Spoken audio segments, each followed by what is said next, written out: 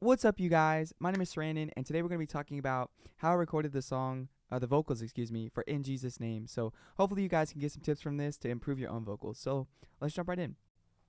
The first thing we're going to talk about is how to track vocals. Now, you can do this in several ways. You can do this with an interface. You can do it with an external preamp, software, and so there are a ton of ways to skin the cat, right? But I'm going to show you what works for me and what I did in this one in particular. So I recorded with the Neve 1073 SPX preamp. It is amazing. It's incredible. It is expensive. But if you don't have that, it's okay. Just start with what you have. So I'm going to show you with the console, with the UAD console Neve 1073 software version, and then with the preamp, right? So we're talking about recording and tracking vocals. We want to make sure that we are recording at a healthy level. So I have the Neve 1073 preamp here, software version, and this is a Shure SM7B. So this is what I use to track my vocals. If I'm using the Shure SM7B, I'm gonna want to be up here, 60, 65, 70-ish range, because you need a lot of gain to be able to run this microphone. Also, make sure that you enable this 48 volt as well. So that is the software part, right? So I just set my gain. You can leave all this other stuff alone. You leave it at 0, leave this thing at 0 as well, and just track your vocals that way, right? The second part, and what I'll do is I'll show you a Neve 1073 preamp and just kind of walk you through it real quick. So let's see, Neve 1073 SPX. So I'll go and show you what we've got here. So based off of this picture, so this is where your microphone would go. You're going to hit this 48 volt button right here. And I believe I'm at about 30, 35, 40-ish in here to record with this. So that's what I'm at. I believe I did put a high pass filter on, which cuts out some of that low end. Probably like 80, 160 might be pushing it, but definitely want to cut out some of that low end. Leave the level in the middle is what I've got. Obviously turn it on, right? And so you set your preamp that way. And so regardless of how you do it, if you're using a Neve hardware or you're using software, just make sure that your gain is good. So I'm going to go back to my recording here. So you're going to want to record using a mono vocal. And I know this is mono because it's just one signal, right? You can record stereo, but you don't want to record stereo. Just record in mono. And once we've tracked our vocals, we have a good signal level here, signal to noise ratio. We're going to want to get into mixing, right? So the first thing I want to talk about is record in mono, but mix in stereo. So record the vocal in mono and change this if you're in Studio One. I'm not sure how it works on other DAWs, but change this to stereo mode because it's going to be exactly the sound that you're looking for as far as commercial quality. And I'll show you the track here from East Side. I'm not going to play this copyrighted material. East Side by Khalid and Halsey. You probably know that song. But you can see right here, this is Khalid's vocal. And you can see it's a healthy level, right? And we're not clipping. And it's stereo, right? So if I wanted to, I don't know if I could do this. Let me see. Yeah, see, I can't. I can't bounce anything. But you can see it's stereo, right? And it sounds incredible. So we're going to go back to my vocal. So I'm going to play what it sounds like mono and then what it sounds like stereo. And then I just want you to see if you can kind of tell the difference or hear the difference. And then I'll kind of explain some of those things. So here we go. This is going to be stereo. I pray for your healing. Circumstances will change. I pray that the fear shall flee. In Jesus' name, I pray that a breakthrough would happen today. I pray miracles over your life. In Jesus' name, in Jesus' name. All right, now we're going to go to mono. Here we go. I pray for your healing. Circumstances will change. I pray that the fear shall flee. In Jesus' name, I pray that a breakthrough happen today. I pray miracles over your life in Jesus' name, in Jesus' name. Okay, so there's definitely difference there. I'm going to go back and forth between mono and stereo, see if you can hear the difference. And after that, I'm going to tell you exactly what's going on. So we're going to start with stereo. Here we go. I pray for your healing. Circumstances will change. Go back, we're going to play mono. I pray for your healing. Circumstances will change. Right, let's take this last line here. We're going to start with mono and go into stereo. Here we go.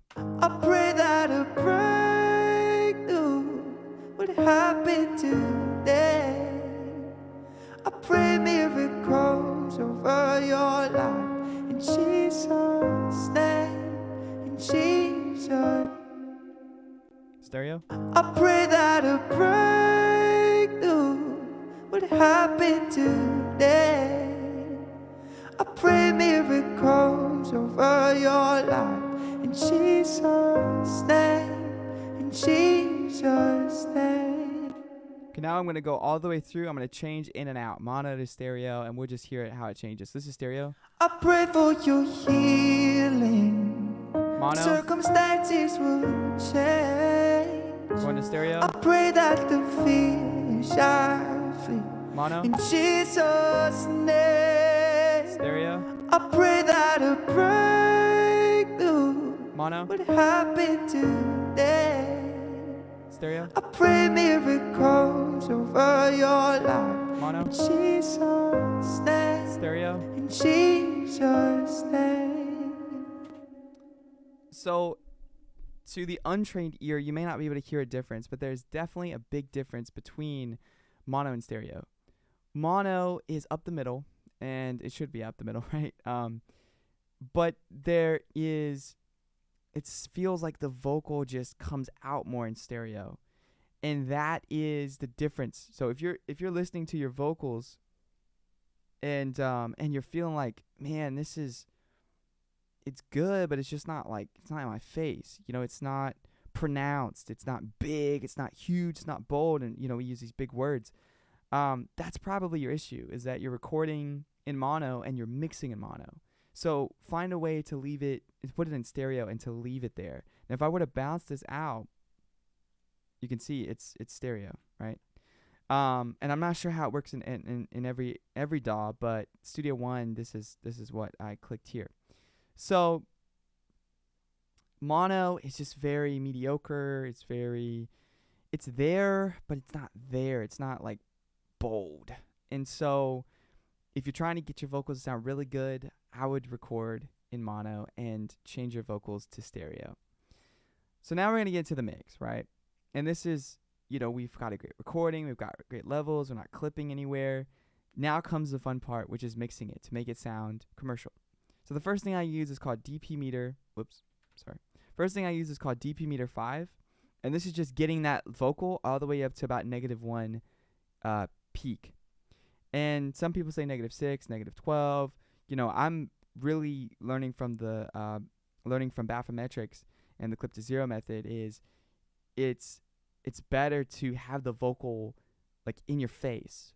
Otherwise you're going to have a very, you know, you may have imbalances between the track and the vocal to where the track's too loud and the vocal's not loud enough, or the vocal's too loud and the track's not loud enough, and you're just fighting an uphill battle of, man, I can't get this to gel. And so if you put everything at 0, then that is going to help you out, or -1.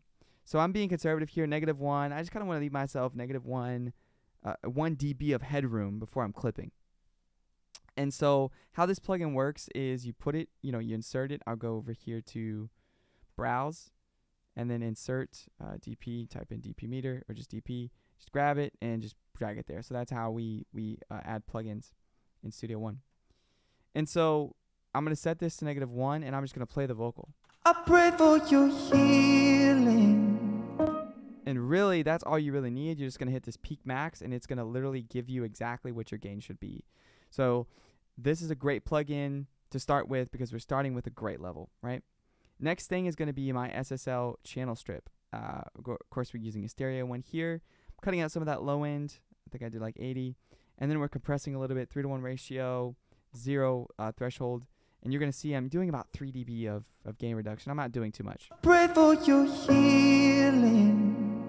Circumstances will change. I pray that the feet. So you can hear it's right there, right? It's just a little bit of compression, a little bit of control.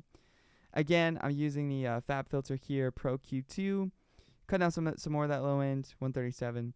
And this is the big thing, is the Shure is very like, it's very muddy. And so I'm cutting some of this out, this 200 range. I'll go ahead and play that for you so you can hear what it sounds like. I pray for you to change. Let me do it without the piano, that way you can hear it. I pray for you.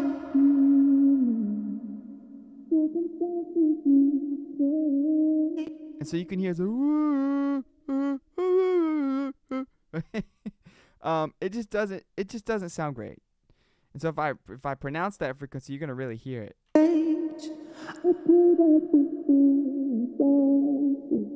So when you're looking for stuff, look for that mud in that 200 to 500 range. You're just gonna have some mud here, depending on the voice. Everybody's voice is different. Now, if I cut out too much, I'm only cutting about 2 to 3 dB of this. If I cut this out like 6, 7, it's gonna be too thin. Your healing circumstances will change.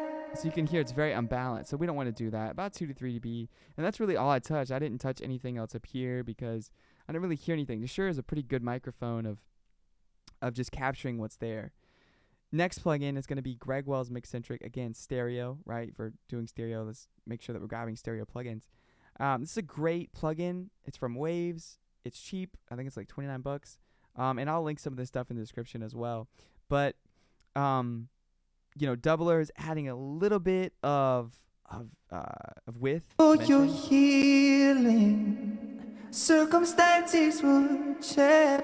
Obviously, this is too much. I wouldn't go past like the mid part here, 14, 15. I wouldn't go past that. So if you're a little bit like below or behind it, like 16.9, more on this side, right? Because you don't want to have like a weird doubled vocal. Healing circumstances will change. And this is just a one knob thing. So if it sounds good, don't pay attention to your eyes and what it looks like. If it sounds good, it is good. So I'm going to show you what it sounds like. This is one knob. This is compression and just bringing it forward in the mix. This button right here, or LED indicator, if it's red, it's too loud. If it's yellow, you're getting kind of close. If it's green, you're good. So I'm going to show you what it sounds like to really overdo it, to take a vocal that's like greatly recorded and make it sound like garbage. Pray for your healing circumstances will change. And so it's so easy, if you don't know what you're doing mixing wise, to just make a vocal sound like garbage. So we want to do little things here and there. Mixing, the small decisions are what make the biggest impact. Next thing, doing a little bit of 1176 compression here. Again, UAD, I just grabbed the gentle vocal comp, 4-to-1 ratio, 3 attack, 5 release. And input, I just want to be hitting it just a little bit. I don't want it to be pegging the meter, and that's how you change the amount of gain reduction or compression is by changing this input knob right here. So we're going to go ahead and play it. I'm going to show you what it sounds like to do it right and what it sounds like to do it wrong. So this is right. Healing circumstances will change. I pray that the fish are free. So as you can see, we're very controlled. If I input this like really loud, it's going to be too much. Listen. Healing circumstances will change. Right? Totally like everything's in your face, but it's too much. Output, just kind of setting it to where you want it to be the original. So you want to be able to turn it off and turn it on and just it sounds the same. For your healing circumstances will change. So it's probably a little bit louder, but the output is just that final, okay, whatever it was before, let's kind of make that in the same ballpark. And then, so I just want to be kind of touching that meter, and I want it to go back to 0. I don't want it to always be pegging the meter. NLS channels. Let's talk about this. What is this? This is analog emulation. And without going down a really deep, dark rabbit hole, before, we had plugins and stuff, songs were made using analog gear. They were made using consoles and expensive analog equipment.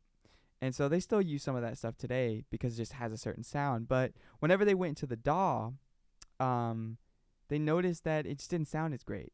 The recordings were stale. They weren't live. They didn't have any live. It was just very not pleasing. And so plugin manufacturers started to say, okay, how can we emulate these plugins? And so this is a channel strip, kind of like the SSL, but this is just channel strip console emulation. It's really console emulation. There's really no channel here. There's no EQ, compression, none of that. It's just channel emulation, console emulation. And so I just used the spike. I'm not sure what the spike is. This is Neve. Don't remember what that is. That might be API. But whatever this is, it sounds great to me. And so I'll go ahead and play it with you. Pray for your healing. Circumstances would change. If you're trying to really get that vocal to be really analog-y, you can drive it a little bit more. What is analog? It's warmth, it's depth, it's dimension, it's clean high end. It's not harsh, it's not brittle. There's enough. It's weight. Those are some words that kind of help me understand it. And then the last thing is just a tuner. So yeah, I'm not the greatest singer, but just tuning a little bit, D flat, major, and yeah. So now let's talk about reverbs. Excuse me. There is a website called Delay and Reverb Time, and I'll link that in the description as well. Also, with the console emulation, I will link a article as well on how to emulate console emulation. So you can get all those plugins that I was showing you. Some of them are UAD, Fab Filter, things like that. So I'll link some of those in the description to help you guys out. But you want to just choose your BPM. So mine in this case was 64. And just kind of go according to trial and error, right? I try with this one. Okay, I think that's too long. Hall 2 bar is going to be really long. Hall 1 bar, not as long. Small, not as big. And then tight is going to be really small. So just kind of, trial and error. Just try it and see if you think it sounds good. I use the 58.59 here and the 3.69, and I'll go ahead and show you that.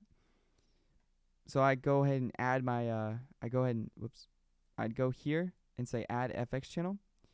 And then this would be my FX channel, right? I think I'm saying negative 5.9 send level. The first thing I want to do is duck the reverb.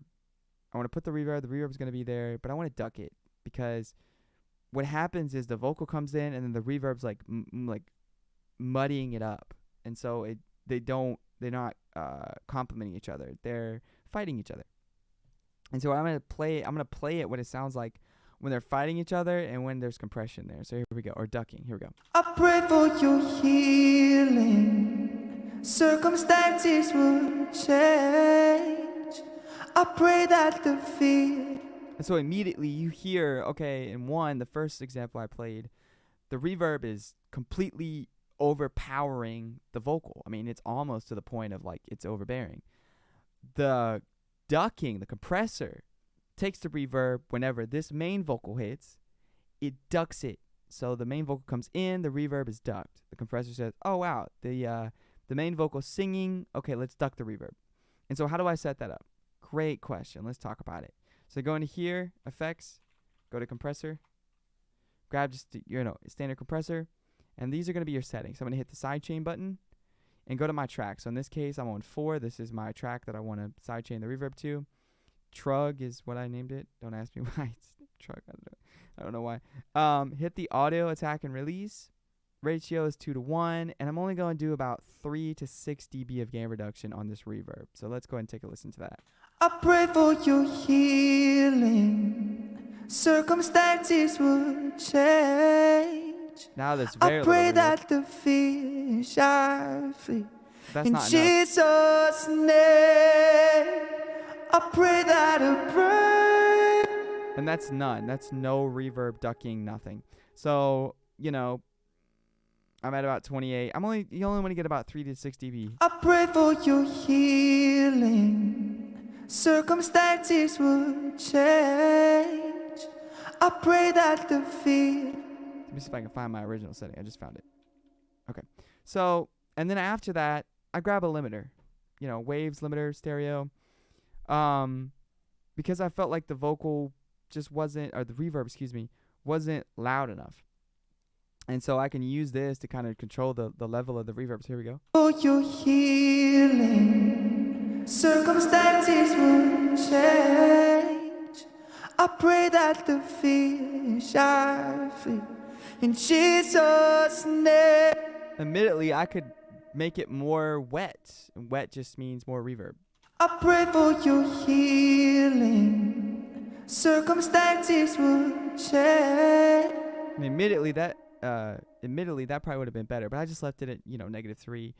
Sometimes we go back. The audio engineering is, you're gonna be like, man, I should have done that, and it's already over. So it's you live and learn. So now let's talk about my master, right? What am I doing for my master? So NLS bus stereo, again, console emulation, spike. I'm not really doing much here. I don't change anything. I just literally just drag it there and move on with my life. Rev send is what I use first for mastering the mix, and then I'm grabbing a reference. This is so important. You need to reference a commercial track that you like, that kind of fits the vibe and mojo of your song. You need to reference. So I'm listening to this. I'm not going to play this, but it's the song I'm Sorry, Don't Leave Me, right?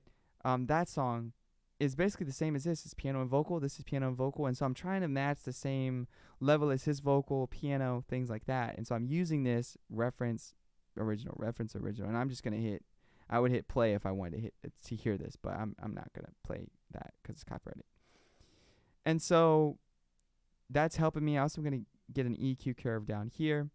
So then once I got the levels right from a commercial standpoint, because from here, I wasn't referencing until I got to this point. Okay, I've mixed my vocal. It sounds good. Now let me just reference real quick. Mix Room is a great plugin as well. By mastering the mix, I'll go ahead and link that one in here. But you're going to hit preset, or this button right here, create targets. So I'm literally just going to grab a reference. So I'll go into here. I'll go into references. And then grab this and drag it into that plugin. And then create targets. And then it will create targets based off of the EQ frequency spectrum of the reference that you're using. And then just hit add smart bands. And then it will be in the ballpark. DP meter, again, this is my final. Okay, I've done everything. I think it's good. I think we're sounding good. Reference is good. Now I just want to get the final level before I hit the master. And immediately I think I peaked here a little bit. But it sounds great. Probably could, fix it. But again, it goes back to those things, right? Where with audio, the song's never done. So again, same thing that I showed you in the vocal. Setting it to -1. I'll leave myself 1 dB of headroom, and then just hit the peak max there, and that's gonna get the whole track up to like -1 peak. And now I'm ready to master. Now some people say the mix is -3, -6 peak. I don't subscribe to that. I subscribe to as loud as possible, and that way the limiter is not having to do so much work, right?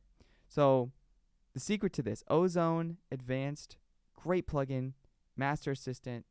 Don't hit the manual button. Hit the reference, grab your reference that you've been using in the track here, and choose it, upload it, and hit next. And it's going to literally listen to that reference and listen to your track and see where your track doesn't quite meet up, and it's going to apply processing according to that. If you do the manual, it may not sound great. It doesn't have a reference point. It's just going to do whatever. And it 9 times out of 10 doesn't sound that great. So yeah, guys, I hope that this video helped you guys out. And these tips and tricks, I'm going to, like I said, I'm going to link some of those articles in the description to help you guys out. And, please like and subscribe to this channel if you like content like this. And just let me know what else I should cover in the comments. What's some things that you're struggling with, mixing-wise or just production-wise. And I'll see you guys next video. All right, peace out.